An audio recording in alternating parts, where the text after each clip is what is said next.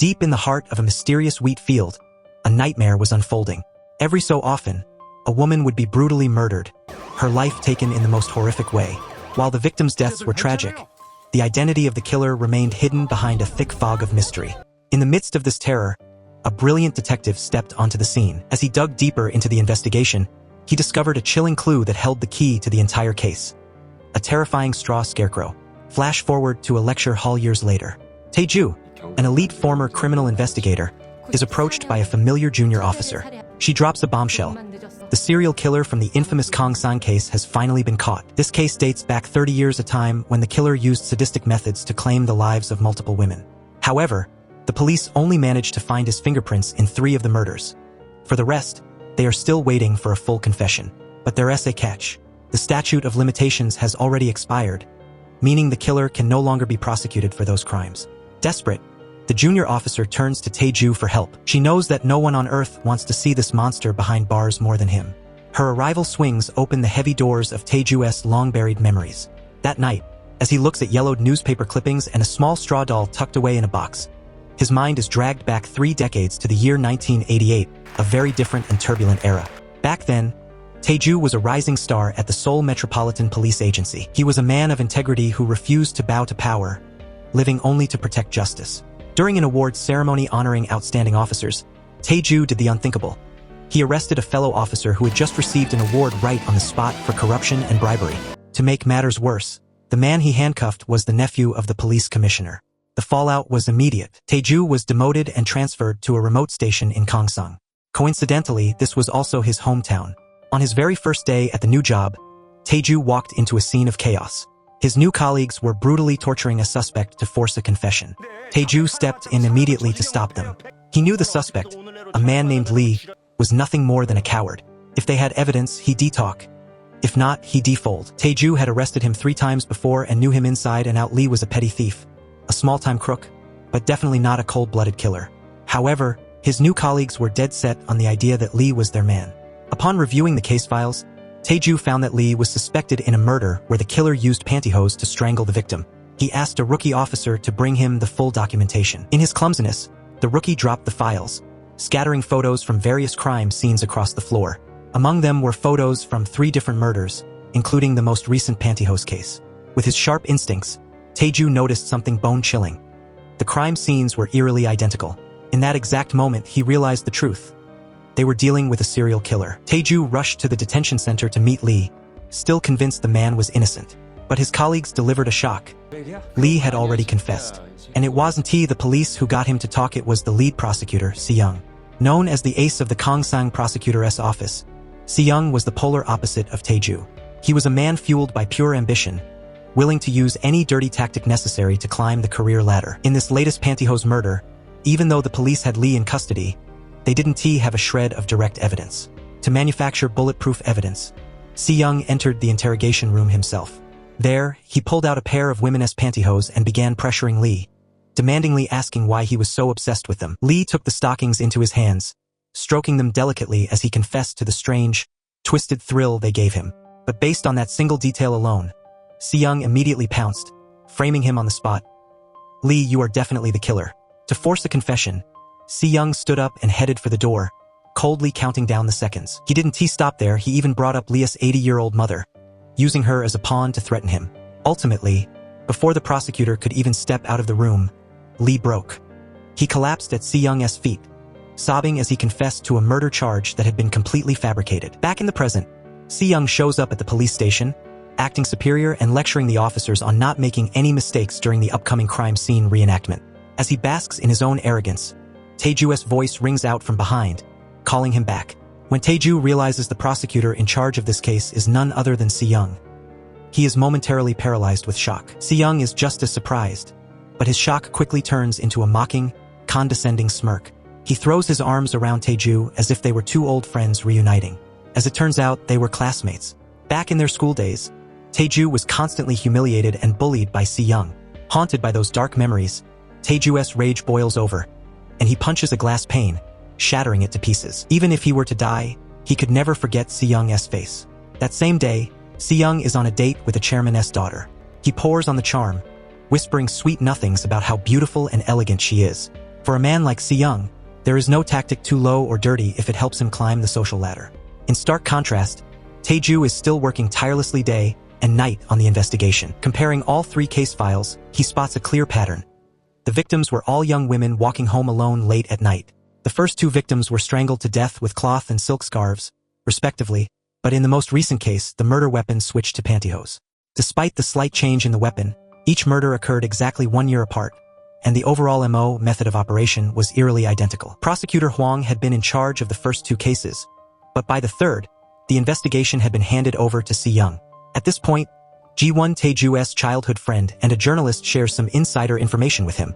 According to Ji-won's research, Hwang was once the ace of the prosecution, but during the investigation of the first 2 murders, a suspect committed suicide out of desperation and resentment. That incident led to Hwang's demotion, allowing Si-young to swoop in and take his place.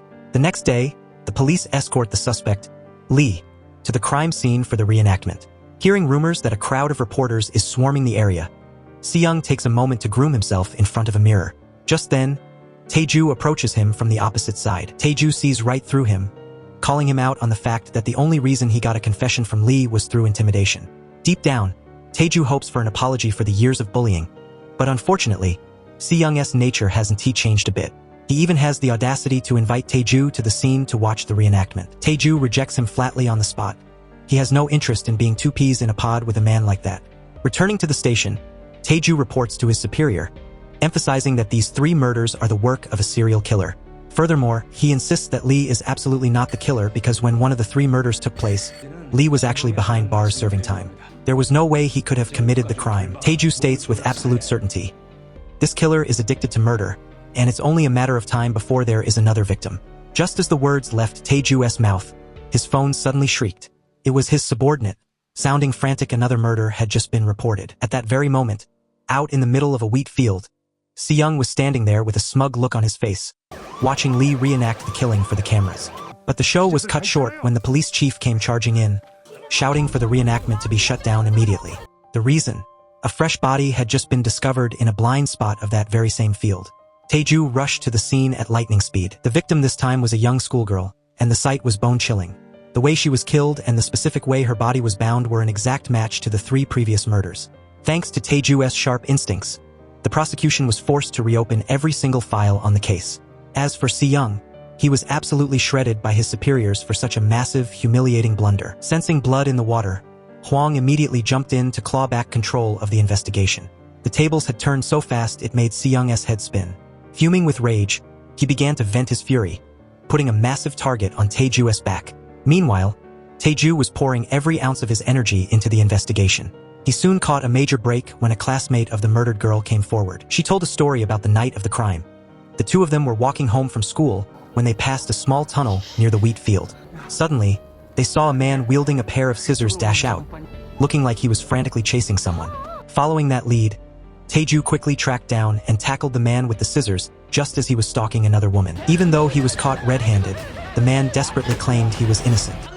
He swore that he only carried the scissors to scare his wife, who had run away from home, and that he never intended to kill anyone. To Tae-ju's surprise, the man's wife actually confirmed his story. She explained that on that night, she had been hiding deep in the wheat field to escape her husband's physical abuse. Tae-ju pressed her, asking if she saw anything or anyone suspicious while she was hiding. The wife thought for a moment and said that besides the 2 schoolgirls walking by, she didn't see a soul. All she saw was a single straw scarecrow. But hear us the part that will give you goosebumps. She said that when she finally crawled out of her hiding spot, that scarecrow was gone. Hearing this, Tae-ju remembered what the victim's friend had said. She also mentioned seeing a scarecrow and a few stray dogs near the crime scene. Digging through her memory, the young girl shuddered as she recalled how that scarecrow, looming in the darkness, seemed to radiate a pure, evil energy. She carefully pieced her memory back together and drew a sketch of what the scarecrow looked like that night. Suddenly, a spine-tingling theory hit Tae-ju. What if that scarecrow wasn't a scarecrow at all? What if it was the killer's perfect camouflage? It would explain why the stray dogs were barking so wildly at it, and why the victims never felt a hint of danger as they walked right past their murderer. Armed with this key piece of evidence, Tae-ju returned to the wheat field alone under the cover of night. Suddenly, he saw Si-young's silhouette strolling out from the opposite tunnel. Even though Tae-ju was now the one carrying the weight of the serial murder investigation on his shoulders, Si-young just flashed a sinister, mocking smile. He issued a cold challenge, vowing to take back control of the case by any means necessary and promising to crush Tae-ju into the dirt, just like he did back in their school days. 30 years into the future, Tae-ju walks into a prison to meet the man labeled as the infamous Kang Sang serial killer. He looks him in the eye and asks one simple question. Why did he want to see him? The prisoner doesn't give a straight answer. Instead, he throws a question back. The statute of limitations has already expired. Why are you still so obsessed with this? Tae-ju's response is unwavering. He is doing it to bring the truth to light. He is doing it for the 9 innocent victims who lost their lives, for their grieving families, and for every single citizen who lived through that reign of terror in Kangsang. But then, the man sitting across from him says something bone-chillingly calm. He isn't the real killer. He reveals that he has seen Tae-ju appear as a guest expert on every true crime show discussing the Kangsang murders. He believes that if anyone has the skills to find the evidence that proves his innocence, it's Tae-ju. The clock rewinds 30 years. Following the horror of the 4th serial murder, Lee, the man who had been tortured into a fake confession, is finally cleared of all charges. That evening, Lee stops by the police station to thank Tae-ju personally. He knows that if it weren't for Tae-ju's integrity, he would be rotting in a cell for a crime he didn't commit. Prosecutor Hwang is now officially heading the case. He goes before the cameras, announcing to the media that they are officially dealing with a serial killer. He declares that the police and the prosecution have formed a joint task force to hunt down this arrogant monster. On the police side of the investigation, Tae-ju is the man in charge. After analyzing all 4 murders, he identifies a disturbing pattern. The killer kidnaps and assaults his victims first, only taking their lives at the very end. This is a man who operates with extreme caution. But Tae-ju knows that no matter how careful a killer is, they always leave a trail. To find that one fatal flaw, Tae-ju orders his team to dig up files on every past physical assault in the area. He wants to talk to every survivor, suspecting that one of them might have actually seen the killer's face and lived to tell the tale. His intuition pays off. After a relentless search, Tae-ju tracks down a living witness. According to the reports, a woman named Park had been kidnapped by a man while walking home. He had used a handkerchief to tie her hands behind her back, an MO method of operation that was a perfect match for the serial murders. Tae-ju rushes to meet Park, but find her a shell of her former self. She is paralyzed by the fear that the killer will come back for revenge, so she spends her days hiding inside her house. When faced with the investigation, she is too terrified to speak. But Tae-ju looks at her and tells her she is the lucky one. At least she is still alive, a luxury the other 4 victims didn't have. Hearing the news that so many others had been killed, Park finally finds the courage to face her trauma. She takes a deep breath and recounts that night. She was on her way home from a blind date, passing by the wheat field, when she noticed a straw scarecrow. She didn't think much of it at the time, but moments later, a cold blade was pressed against her back. After capturing her, the killer's first question was strange. Do you have pantyhose? She told him they were in her bag. While the killer was busy rummaging through her things, she saw her chance. Fueled by pure survival instinct, she scrambled up and ran as fast as her legs could carry her toward a nearby intersection. Luckily, a passerby spotted her and saved her life. However, because she was so consumed by terror, she never got a clear look at his face. All she could give Tae-ju was a rough description of his silhouette. She remembered a man with a lean, average build, someone who looked so ordinary, he was almost invisible. But the nightmare didn't end with the attack. Park revealed a terrifying detail. The killer had made off with her handbag, which contained her ID card. This meant the monster knew exactly who she was and where she lived, which is why she had been too paralyzed with fear to ever go to the police. Tae-ju, showing his compassionate side, comforted her. He told her that her survival wasn't just a stroke of luck, it was thanks to her own incredible bravery. Encouraged by his words, Park searched her memory and found one more clue that sent a shiver down Tae-ju's spine. She remembered that the killer's hands were remarkably soft, almost like the hands of a woman. Armed with this new information, Tae-ju returned to the exact spot in the wheat field where the killer had lain in wait. He began to piece together the predator's logic. The killer would linger here, blending into the landscape, waiting for the perfect prey. When a suitable woman appeared, he would strike instantly. And if anyone got too close, he would simply freeze and pose as a scarecrow. Tae-ju realized he was hunting an incredibly cunning fox. A standard search party would never catch a ghost like this. Tae-ju called for an urgent meeting with his team, but when he arrived back at the station, he was hit with a frustrating setback. Instead of hunting a serial killer, the police were being ordered to mobilize against student protesters.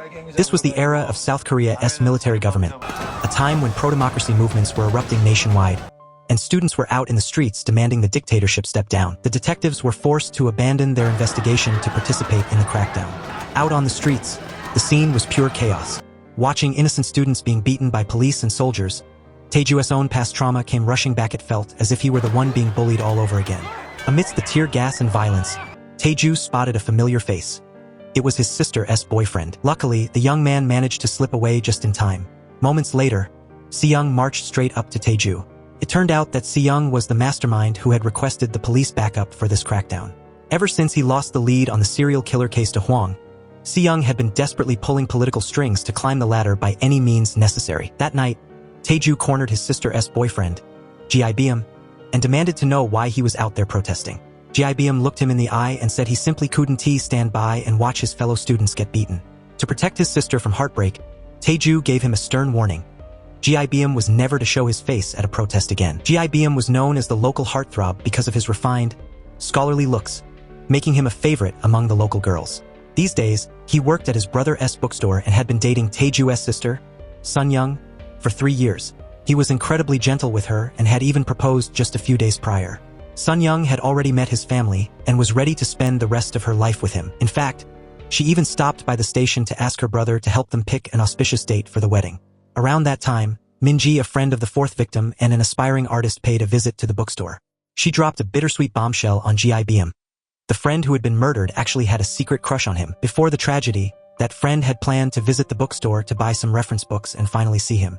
Now that she was gone, Minji hoped Gi-beom would at least remember her name, believing it would make her soul happy in heaven.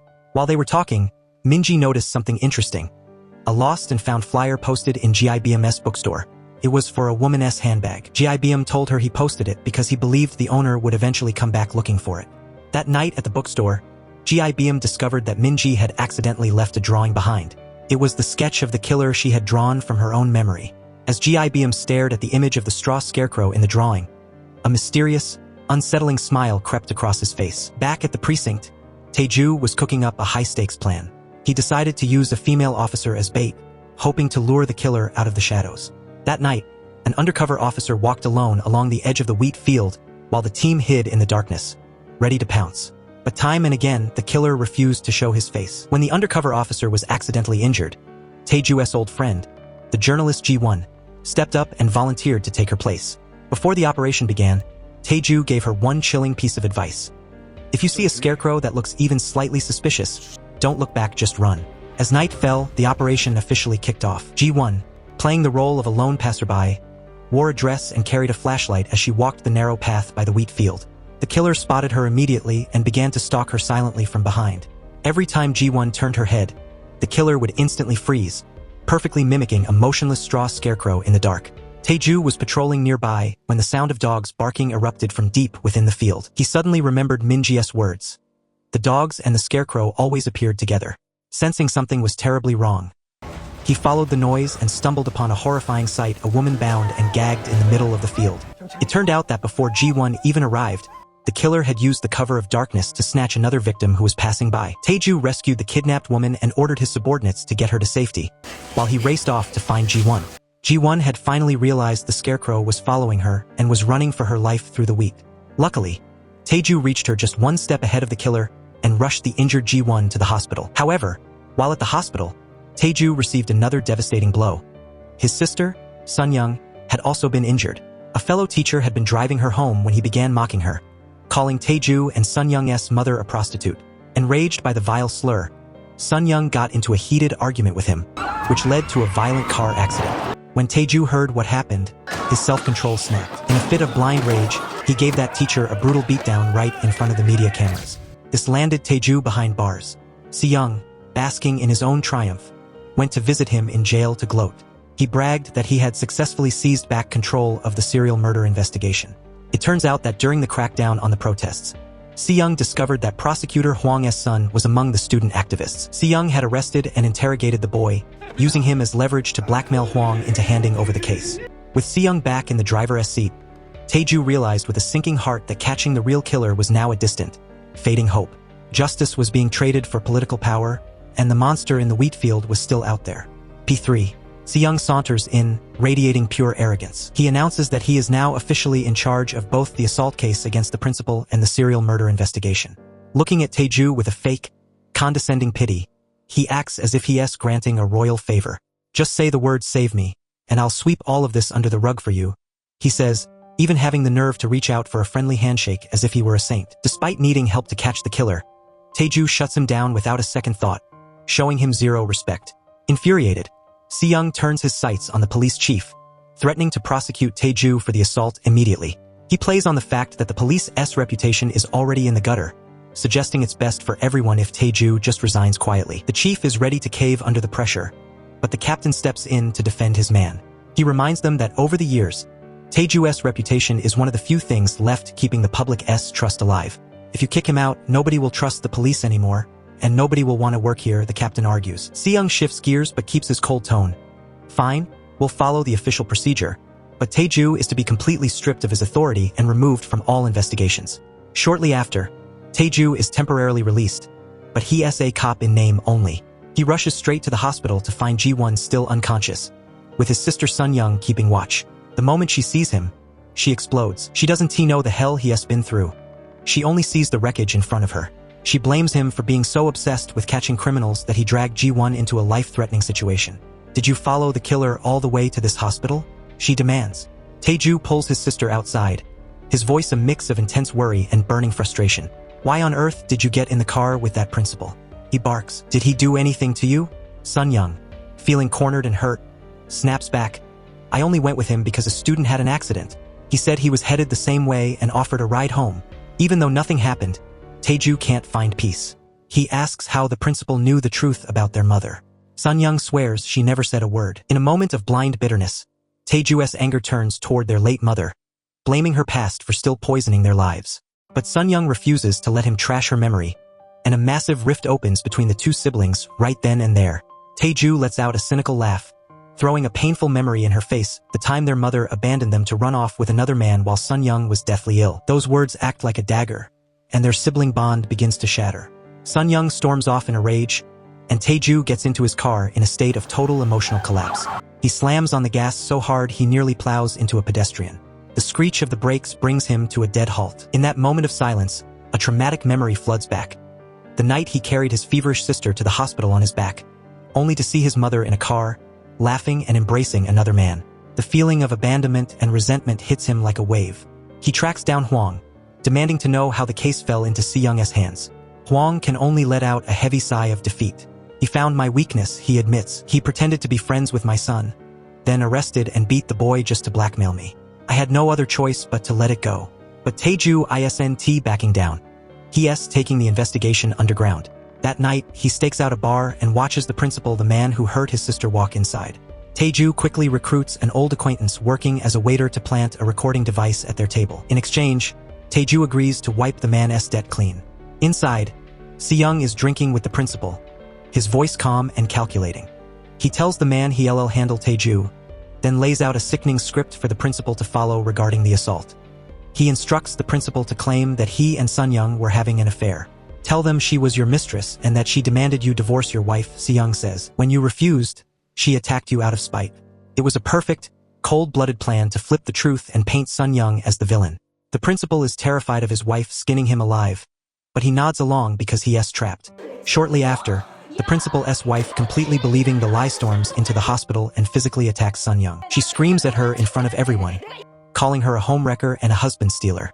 To make matters worse, GIBM's mother happens to be at the hospital for a checkup and witnesses the entire humiliating scene. Sun-young falls to her knees, sobbing and begging her future mother-in-law to believe her.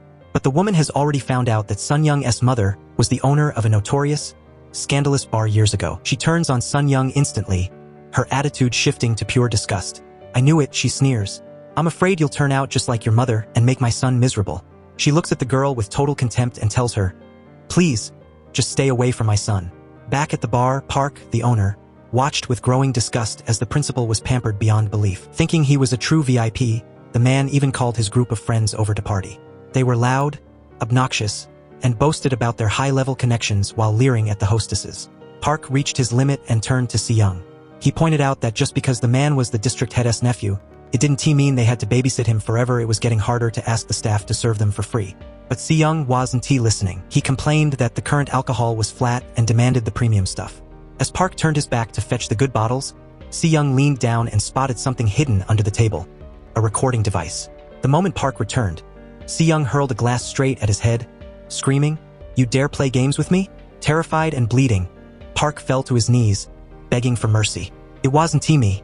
I swear I'll find out who's behind this," he cried. That very night, the unlucky waiter who had planted the bug for Taeju was hunted down, and we can only imagine the brutal fate that awaited him. Meanwhile, at the hospital, Ji-won finally regained consciousness. Her first words weren't about her health, but about the case. "Did you catch him?" She frantically asked for her camera, the only thing that could hold the evidence they needed. But even after Taeju's subordinates combed through the cornfields, the camera was nowhere to be found. At the police station, the woman Taeju had rescued just days before was brought back in for a follow-up statement. Even though Taeju had been officially stripped of his authority, he refused to walk away. He sat in the room, whispering questions to his partner Dae-ho, who would then repeat them to the witness. The girl grew visibly annoyed. "Why can't that other detective just ask me himself?" she snapped. The room went silent. They all knew Taeju was in a special situation. As she recounted her ordeal, she mentioned a chilling detail. The killer told her to stay still, promising that if he found a more suitable woman, he would let her go. It sounded like a mercy, but it was really just a predator selecting his next prey. She told the detectives she thought to herself, "He has already murdered 5 people, why would he spare me?" That sentence hit the room like a physical blow. Everyone froze. Up until that moment, the police had only confirmed 4 murders. Who was the 5th victim? Were there other crimes that had never been reported? If so, the true scale of this monster esprit was far more terrifying than they ever imagined. The woman stayed firm, insisting that was exactly what he had said. The room erupted into chaos. The team immediately started cross-referencing lists of missing persons. They found 3 names, but 2 were quickly ruled out because their physical builds didn't match the killer's specific preference. Right then, Si-young walked in, and the air left the room. Everyone avoided his gaze. Seeing Taeju there, he immediately demanded to know why a suspended officer was still involved. Taeju didn't waste time with pleasantries. He laid out the evidence that a 5th body was still out there, hidden somewhere. Si-young scoffed, claiming the police were being led by the nose. Taeju didn't flinch. He stepped up and staked his entire career on it. If his hunch was wrong, he would resign immediately. But Si-young wasn't satisfied with just a resignation. He demanded that Taeju first go and apologize to the principal, the district head's nephew, before he even consider the search. The other officers pulled Taeju aside, whispering for him to just swallow his pride and apologize. "Keep your job, forget your ego," they urged. But Taeju refused. It wasn't about being stubborn. He knew that if he bowed his head to a man like that, the search for the truth would be over. He made a counteroffer. Let him search for the victim. Once the body was found, he would quit on his own terms. "If you need a fall guy, let it be me," he told them. The police chief, who had been listening from the doorway, stepped in. He weighed the options and told the prosecutor he agreed. They would open the search for the 5th victim. The next morning, Taeju and Si-young visited the home of the missing girl. Her mother, shockingly, didn't shed a tear. Instead, she was bitter and resentful, complaining that her daughter had abandoned her while she was sick just to go out and play. She even claimed a fortune teller told her the girl had a long life, so she was sure she was fine. It was a heartbreaking display of coldness. Taeju led Si-young out to a specific section of the field he suspected, analyzing the killer's patterns as they walked. Si-young, ever the politician, began to do the math. He realized that if they actually found a body, the prosecution would get all the glory. If they didn't, Taeju was already prepared to take the fall. For Si-young, it was a win-win. He immediately went to his superiors to request a full-scale search, claiming the lead was highly credible. Back at the hospital, Sun-young was staying by Ji-won's side, but she couldn't stop complaining about and blaming her brother. Finally, Ji-won had to set her straight. "Your brother loves you so much that the second he heard you were hurt, he rushed over and beat that principal to a pulp, and because of that, he is about to lose his job." Hearing this, Sun-young froze, realizing she had completely misunderstood him, and her cold attitude toward her brother finally began to soften. Later, when Taeju came to visit, Ji-won tried to play a prank on him by faking amnesia, but the moment she heard him say he was actually resigning, her face dropped, and she became furious. She snapped at him, "I risked my life acting as bait to help catch this killer, and now you're just gonna quit? If you leave, who is going to do it? I don't trust any of those other guys." That night, she was haunted by a nightmare that the killer had broken into her hospital room, waking up with her heart hammering against her ribs like a drum. Seeing the door to her room about to open, she grabbed the nearest object to defend herself, but it turned out to be a junior from her newsroom. He had brought her an anonymous recording that had been sent to the office. The next morning, Si-young picked up Taeju, mockingly telling him this would be their last time collaborating and sneeringly suggesting he read the papers. The latest news was reporting that Ji-beom and the senior prosecutor were close friends who were now at odds because of the investigation. When they arrived at the search site in the field, it was a total media circus. The district head had even brought his nephew, the principal, who was sitting in a wheelchair covered in bandages. He claimed he needed 8 weeks to recover and was begging reporters to make his victimhood a major story. He wailed to the cameras, "How can a cop who beats people like this still be allowed to lead an investigation?" Right in the middle of his award-winning performance, G1 pulled up in a car with a massive loudspeaker and played the anonymous recording for the entire world to hear. It was the principal's own voice, bragging while drunk about how he intended to assault Taeju's sister and making vile, mocking comments about her body. Hearing his own voice, the man panicked and leaped out of his wheelchair to smash the speaker, instantly exposing that his paralysis was a total sham, while the press snapped photos like crazy. Shamed and exposed, the district head hurriedly shoved his nephew back into the car and fled the scene. With the distraction gone, the real search began, and they finally discovered a female body in an advanced state of decomposition. The clothes, shoes, and handbag were a perfect match for the description provided by the mother of the missing girl. It turned out the daughter hadn't run away at all. She had been out buying a warm coat for her mother. The truth arrived too late, and it was devastating. Hearing the news, the mother completely collapsed. Having lost her only reason to fight her illness, she passed away shortly after to join her daughter. After the search was over, Taeju quietly attended the funeral for both the mother and daughter, without saying a single word to Si-young. Back at the newsroom, they managed to recover G1's camera and develop the film. The photo of the killer was blurry, but it was enough to make anyone's skin crawl. For the first time, the shadow haunting the town had a physical, shocking form that left the entire room stunned. Meanwhile, the handsome bookseller, Gi-beom, finally heard that his girlfriend had been in an accident. He raced to Sun Young's house and held her tight, apologizing for being so careless when she needed him most. But Sun Young, completely exhausted by the drama, chose to end things and said goodbye. Taeju officially packed up his things and quit. He stopped by his best friend's bookstore one last time and ran into the young schoolgirl from before. She had come looking for Gi-beom to get back the drawing tube she had left behind. The one she didn't mention contained her sketch of the Scarecrow. When the girl heard Taeju was no longer on the case, she pressed a piece of candy into his hand and said, "Please don't give up, officer. Eat this and think it over. You have to catch the bad guy." Her words were both innocent and heartbreaking. All he could do was warn her, "Don't stay out late. If you have to pass the field, stay far away from the scarecrows and run as fast as you can." That night, she stopped by the shop to get her drawing tube. A massive storm rolled in with crashing thunder and heavy rain. She ran home through the wheat field, seeing those scarecrows standing perfectly still in the flashes of lightning. Terrified, she remembered the detective's warning and bolted. She dropped her things but was too scared to go back for them. As she crossed through the dark tunnel, she thought she was finally safe, but it was over. The predator was waiting in the shadows, and the prey couldn't escape.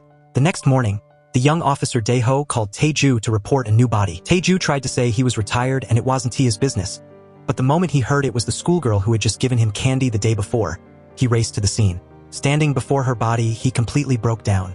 The shock hit him so hard that he began coughing up blood and fainted on the spot. The image of the girl's eyes, still open in death, was seared into his mind forever. This might have been the biggest turning point in Taeju's career, a trauma that would haunt him for the rest of his life.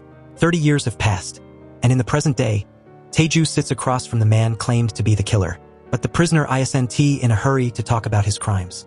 Instead, he asks about the turning point in the life of a cop like Taeju, forcing him to tell his own story first in exchange for the truth. And so, the archives of the past fly open once again. Back in 1988, after the murder of young Minji, Taeju woke up in a hospital bed. The moment he heard the forensic doctor's analysis, he bolted to the morgue. There, he found the lead prosecutor standing ready. Minji had been killed in the same terrifying way, hands bound tightly behind her back, neck strangled, but this time, it was even more sadistic. Her body had been mutilated, and in a depraved act of mockery, her private parts had been stuffed with candies. It was a sick, twisted detail aimed at the victim's innocence. Taeju gripped the very piece of candy the girl had given him just a day before, a wave of suffocating rage crashing over him. Swallowing his pride, he approached Si-young and demanded to rejoin the investigation. "Let us catch the killer together," he said, his voice trembling with suppressed fury. The word "together" acted like a trigger, dragging both of them back to their school days. Back then, Si-young was the one who approached Taeju. Seeing how brilliant Taeju was, Si-young wanted to be friends, though at first, Taeju rejected him, claiming he didn't need any friends. But Si-young made an offer. He'd pay Taeju to tutor him. For the young Taeju, this friendship was both an opportunity and a lifeline. His family was dirt poor. He used to secretly bring home the snacks Si-young provided to give to his little sister, lying and saying a friend had given them to him. Every time they studied at Si-young's place, Taeju would scavenge whatever he could to bring home. They even dreamed of taking the college entrance exams together. a dream Taeju never dared to have before. Despite the deep shame he felt about his mother working in a scandalous bar, he finally worked up the courage to ask her for tuition money. Her response was cold. Go earn it yourself. Then came the day Se-young found out the truth about Taeju's mother. From that moment on, the way Se-young looked at him changed. Taeju felt the shift instantly. Terrified that the secret would get out, he begged Se-young not to tell anyone, promising he would do absolutely anything Se-young wanted. From that day forward, their relationship was no longer a friendship, it was master and servant. Back at the police station in the present, 1988, the police chief was fuming. Not only had they failed to catch the killer, but the press had plastered the failure on the front page. The captain pleaded for Taeju to be reinstated, but the chief initially refused. However, the higher-ups suddenly flipped the script and allowed Taeju back on the case, claiming his resignation letter hadn't been processed yet. The captain pulled him aside, whispering that he was back in the game. Meanwhile, Se-young was having a rough time himself. His older brother confronted him, barking that he better make sure that cop finishes the job. He warned Se-young not to become a burden while their father was running for election and mocked his attempts to date the daughter of Chairman Kim. Trying to enter politics? Know your place, his brother sneered. It was clear. The man who acted like a king at the precinct was nothing more than a puppet being stepped on by someone even more powerful. Returning to the station, Taeju noticed his junior partner, Dae-ho, was acting cold as ice, giving him one-word answers. Realizing the kid was sulking, Taeju took him out for noodles to clear the air.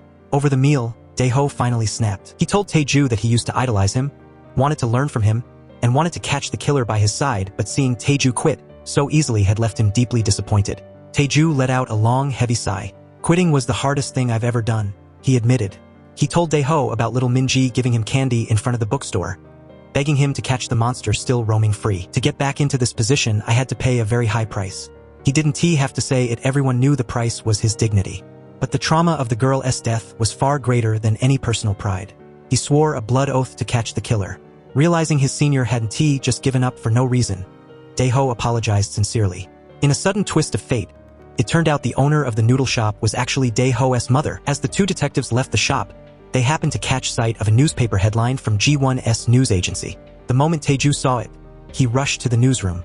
G1, flustered, tried to explain that she didn't mean to leak the photo without official permission.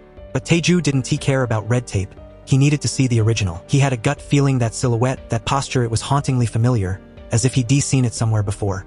Meanwhile, Se-young had been so consumed by the case that he'd been neglecting his girlfriend. When she started complaining about his lack of attention, he turned on the charm, promising to text her every day. He even put on a big show at a restaurant, acting like a chivalrous gentleman to help her save face in front of her old friends. But then, she let a comment slip calling a certain woman a low-born mistress. Se-young froze. The words hit a nerve, triggering his deepest insecurity. He was terrified that if his own past were exposed, even his lover would look down on him with contempt. Making an excuse about an urgent meeting, he ditched her at the restaurant. His mind was in a tailspin as he drove, and he nearly plowed his car into Sun-young, Taeju's sister. Feeling a rare pang of guilt, he offered to take her to the hospital for a checkup. But when her stomach growled loudly, he ended up taking her out to eat instead. Over the meal, he learned she had quit her teaching job. Even though the principal had been fired, the damage was done. Se-young even bought her some cake to take home. Because he knew Taeju used to bring her treats, she genuinely thanked him, believing he was a kind man who cared for her and her brother, completely unaware of the snake sitting across from her. While this was happening, the disgraced principal, Dong-ho, was stalking Sun-young, consumed by a need for revenge. Luckily, GIBM appeared just in time and gave him a beating he would never forget. On the investigation front, Taeju recovered the drawing tube belonging to little Minji near the dark tunnel. Inside was her sketch: the Scarecrow, the barking dogs, the wheat field, and the man chasing his wife on the very night Minji's friend was murdered. Taeju remembered the girl said she left the tube at the bookstore. He went there to talk to Ki-hwan, GIBM's brother, who confirmed that GIBM had returned the tube to the girl that night.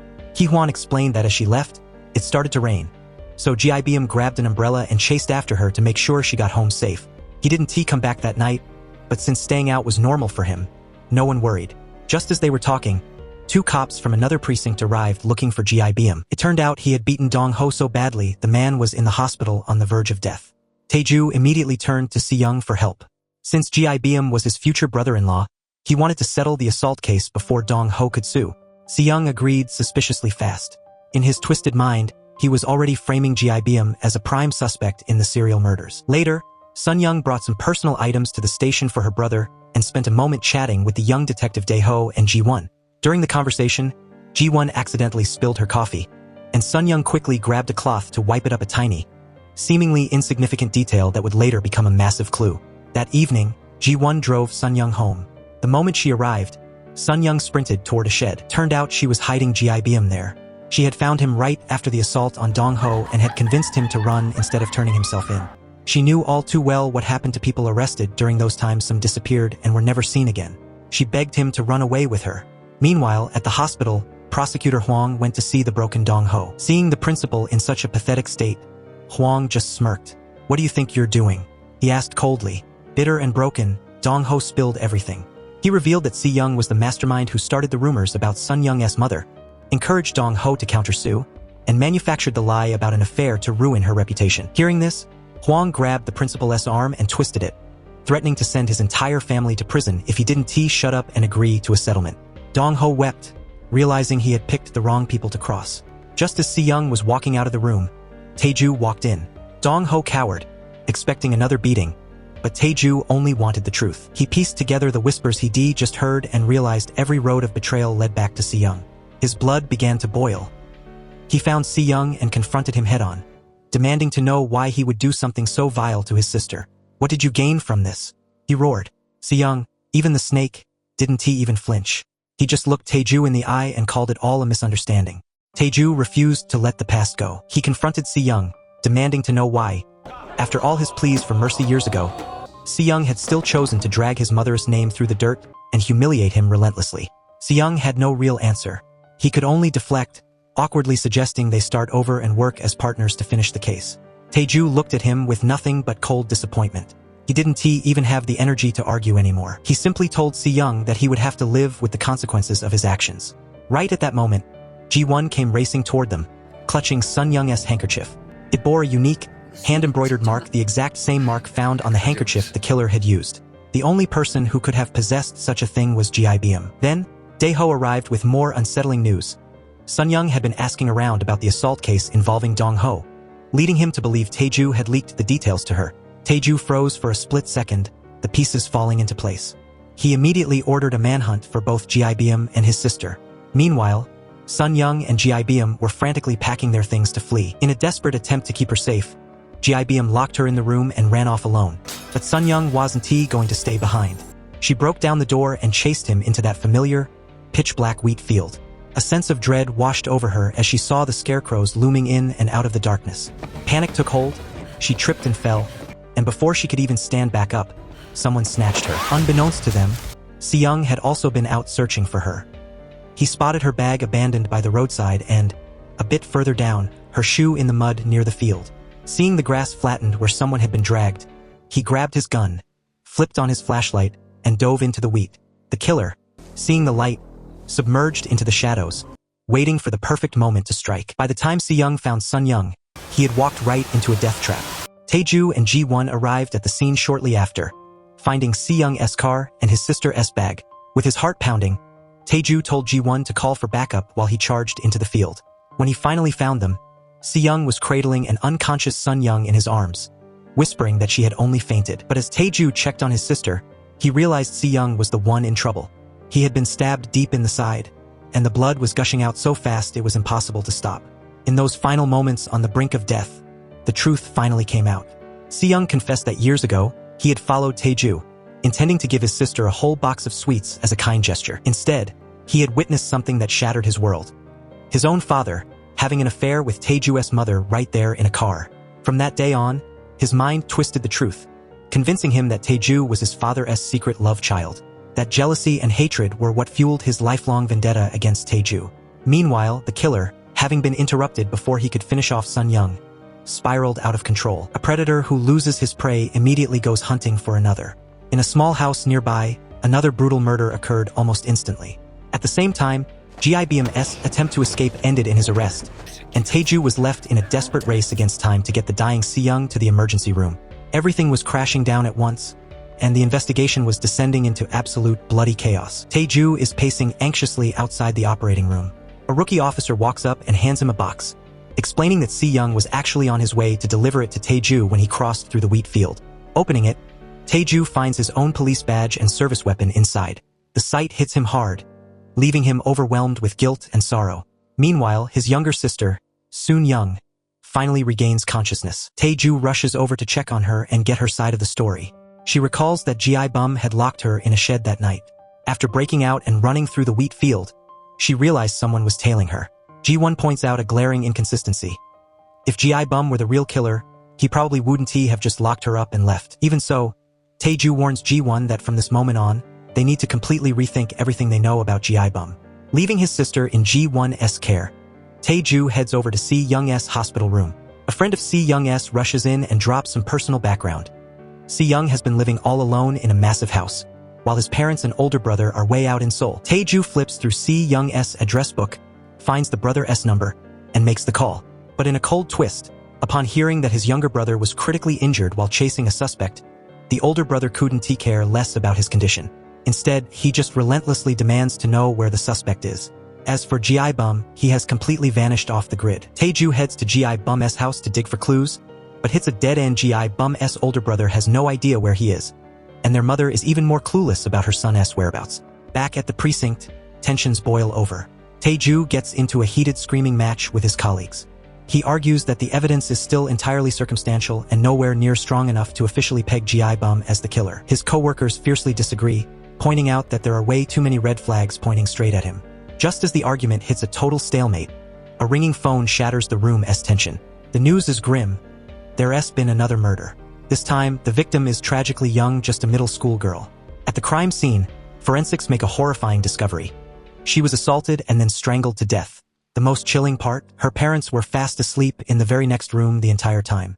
Her parents are absolutely devastated, and the local neighborhood erupts in outrage, slamming the police for their incompetence. The mob gets so furious that they start pelting the police captain with rotten eggs. The terrifying realization that someone could be murdered in their own bed has sent the whole community into a state of absolute panic. The captain desperately tries to calm the crowd, swearing they will do whatever it takes to catch the monster responsible. Unfortunately, the public's trust in law enforcement is completely shattered, and the angry mob keeps throwing things at the officers to vent their frustration.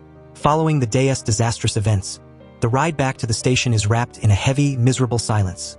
Every officer looks utterly defeated, but the nightmare isn't over yet. Today, Si-young's older brother, Jun-young, a high-ranking police official straight out of the Blue House, shows up at the Kongsung precinct. Wasting no time, he pins the entire serial murder fiasco on the local leadership, immediately demoting and transferring both the commissioner and the squad captain. He then confidently crowns himself the new chief of the precinct. Holding a press conference, Jun-young announces the launch of a special task force, vowing to ditch the precinct's previously passive approach and fast-track the investigation. The squad shares a tearful, heavy-hearted goodbye with their ousted captain. Before leaving, he urges his team to catch the ruthless killer no matter what, telling them they owe the people of Kongsung some real answers. Down the road, Tae-ju is waiting for him. He hands the captain a brand new jacket, telling him it's time to ditch the one ruined by rotten eggs earlier. The captain gladly puts it on, leaving Tae-ju with one final piece of advice. Stop trying to carry the weight of the world on his own shoulders and learn to fight side by side with his team. After seeing the captain off, Tae-ju dives right back into the grind. Unfortunately, their current leads are painfully thin. Aside from a few strands of hair recovered from the schoolgirl's home and bodily fluid analysis confirming the killer is a male with type AB blood, they have absolutely zero breakthrough evidence. Reviewing the file, Tae-ju points out a glaring issue. This latest murder strays completely from the killer's established pattern. Instead of striking in a wheat field, the culprit broke directly into a house. The victim was only 14, and noticeably, her hands weren't bound behind her back. None of these details match the serial killer's signature modus operandi, M.O. Just then, another officer drops a bombshell. A witness spotted prime suspect Gi-bum prowling around the victim's neighborhood right around the time of the murder. Looking at the timeline, it perfectly aligns with the immediate aftermath of the attack on Si-young. The team formulates a chilling theory. After brutally assaulting Si-young, Gi-bum fled the scene, snuck into the young girl's house, and ultimately assaulted and murdered her. Meanwhile, Si-young finally wakes up in the hospital, only to be greeted by his older brother, Jun-young. Jun-young claims their father wants the two of them to team up and crack this case together. Listening to his brother preach about this fake brotherly bond triggers a dark flashback for Si-young. Back in his teenage years, merely ranking second in his class earned him a merciless beating from their father, a powerful military man who ruled their household with an iron fist.